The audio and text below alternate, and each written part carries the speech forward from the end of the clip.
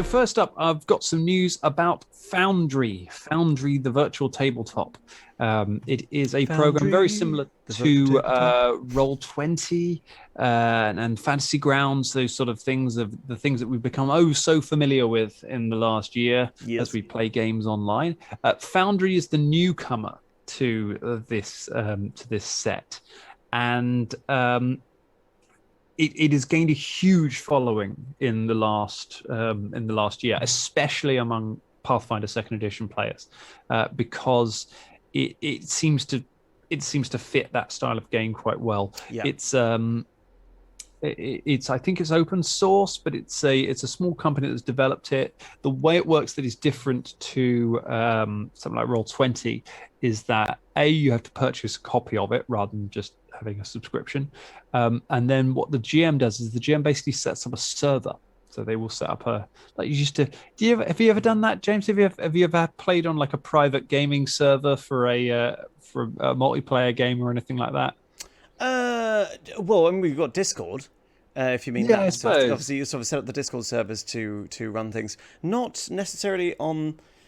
I mean, it depends, because are we talking about something that's like, to coin a couple of very popular platforms, Roll20 and Discord combined? Yeah, sort of, yeah. I mean, so, it's kind of like I'm thinking back to the old days when I mean, it might have been Alakar and a mutual friend of me and Alakar's, I think, who set up a private World of Warcraft server, which is definitely not entirely on the up and up, because I'm sure you're not meant to do that. But basically, you run the game through. You dedicate a PC to be the server to run that game, and then people can log on and play on a private server that other people can't get on.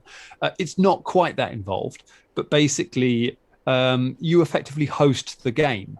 So the GM will host the game on their copy of Foundry, and everyone else will log into that. So it potentially has a bit of I think it takes a bit of a beefy machine if you are GMing, but it doesn't necessarily do if you are playing. The nice thing is it's got a very active community who have been creating tons and tons and tons of content for it. You can get basically all of Archives and Nethys on there, where you can just drag and drop stuff, and it has an amazing reputation among players. People really, really like it. I know there's a lot of people on our Discord who really, really like it. They've been talking about it today, in fact.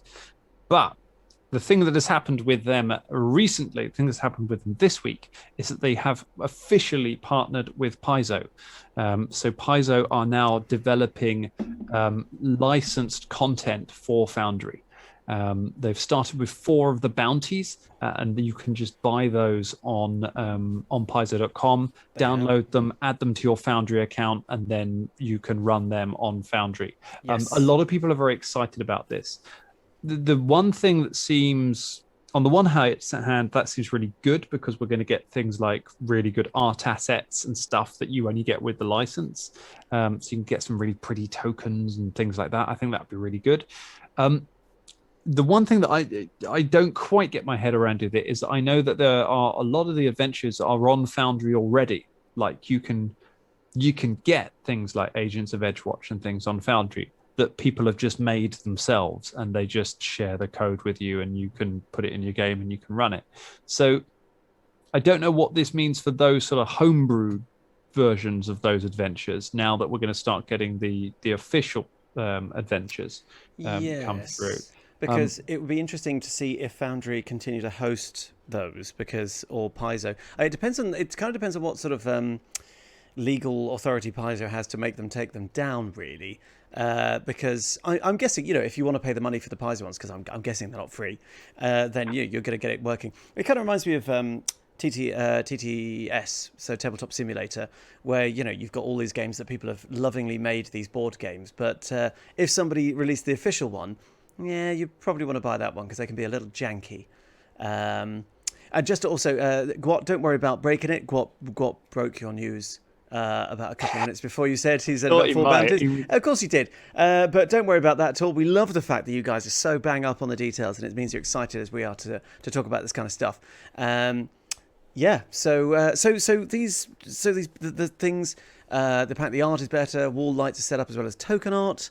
The free stuff had no art attached. Okay, so I presume there's more in the sort of the mechanics as well. I would expect it to run very nicely as well. Yeah, I think the bonus of Foundry is it's very easy to just import stat blocks and things like archives and methods and stuff into it, and PDFs into it. Although there are some links to Roll20 that let you do that with Starfinder now, which are very exciting. But I think we're going to have to give Foundry a proper tryout and a proper test at some point, because it's becoming so popular and so many people are using it. Yeah. I'm wondering if it's maybe something we should be looking at for Roll20, because my goodness, hand making a Starfinder adventure path on Roll20 is taking a significant amount of time. So if there was a way, and you can't really buy a lot of Starfinder stuff on Roll20, they've only got Aeon Throne. So if there was another way to do it more easily, I'm all about that. See, what Roll20 are kind of missing a trick. I don't know if there is this functionality within it, but again, if you like TTS, so if you have made a handmade Signals of Scream or whatever, Signal of Screams, you could actually share it with the community, which would be quite nice. That'd be quite nice. So people could then, be like, oh no, somebody, because there must have, surely somebody out there has done pretty much everything you could get for, Roll20. But they're just stuck on their computers. It's just stuff they've done for their own. But I remember speaking to my friend John, big shout out to John, who's also DM, and he had done a lot of Call of Cthulhu stuff on Roll20, and he bothered with all the dynamic lighting. It looks super cool, and let me tell you, it takes frickin' ages. He was just like, oh yeah, took me so much twiddling about. I don't understand dynamic lighting on Roll20, I'll be honest. Nostrix very kindly from our Discord made me a table to use for this Jasper's game day. He sent me all the assets for it and set up the table apart from the tokens. And it already had dynamic lighting on, and I'll be honest, I switched it off and put Fog of War on because I don't understand how to make it work. Dan. Well, there we go. It's Confession Corner with Dan here. Shout out to Nostrix for doing it. I think once you get used to it, hopefully it won't be, taking them too long. But never mind. But I think it's exciting. I think Foundry is an exciting product. It's got a lot of excitement, and it's nice to see Paizo getting on board and working with it. We will see how good it is. The difference is that Paizo has to make the content in-house because there isn't sort of a team working at Foundry that do it for you. Like with the other things, they don't just buy the license and make it. Paizo make the products and sell it through Paizo.com. So we'll see how good Paizo are at making Foundry content, I guess. But if you play it, please let us know, because we would love to hear how it's all going. Yeah, there's definitely. only 4 bounties available at the moment. There are 5. Give them a try. Let us know. Yeah, absolutely. And this does link into something we spoke about a few weeks ago about how this, the pandemic and everything that's happened is the big developers are starting to show more of an interest in the online sort of aspect of these games. So I wouldn't be surprised. This is probably a testing the water for them, but I wouldn't be surprised to see more from them. Probably Wizards of the Coast as well will get on this action. Probably already have, and other developers. So exciting times. Yeah, a lot of exciting stuff. Anything that gets people around the table, virtual or not, we are all for. So yeah, that's Absolutely. Great stuff.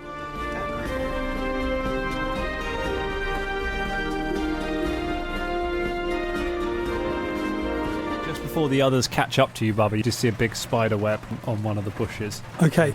Oh dear.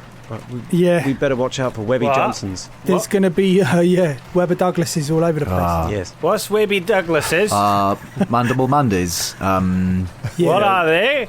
Oh, they're just friendly forest because folk. webs are... Because you just said webs, and webs come from spiders. No. There's a spider. I can make webs happen. There's a spider. There's a spider right there. It's not a spider. How does he fail to know worry. most things, but he can understand that a web comes from a spider? How has he got knowledge? Are you saying... I'm not coming any closer if there's a spider there. No, there's not. It's okay. I made the verb. I did the verb. It was me, okay? I'm going to roll to see if you're lying to me. A natural 20. You're lying to me. You're lying. How do you... All right.